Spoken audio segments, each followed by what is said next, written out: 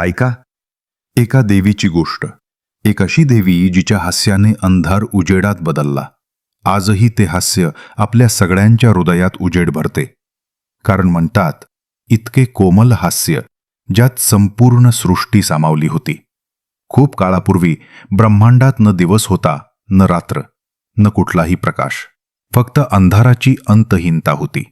पहिली कथा सांगते, ब्रह्मदेवांनी आपली सर्जन शक्ती जागवली आणि उच्चारले, कू, ऊष्मा, अंड.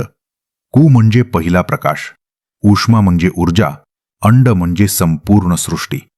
त्या तिन्ही शक्ती एकवटल्या आणि माता कुष्मांडा हसली आणि त्या हास्याच्या पहिल्या किरणाने ब्रह्मांडाला जन्म दिला. दुसरी कथा सांगते, जेव्हा राक्षसांनी अंधार पसरवला तेव्हा त्रिदेवांनी मिळून माता कुष्मांडा यांना आमंत्रित केले. त्यांच्या विनम्र हास्यात इतकी सकारात्मक ऊष्मा सामावलेली होती की भयानक अंधार त्यांच्या प्रकाशात विलीन झाला.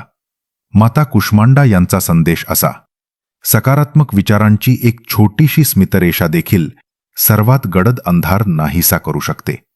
म्हणून आज तुम्ही कोणाला आपल्या हास्याने प्रेरित कराल? नवरात्रीच्या चौथ्या देवीला प्रणाम, माता कुष्मांडा.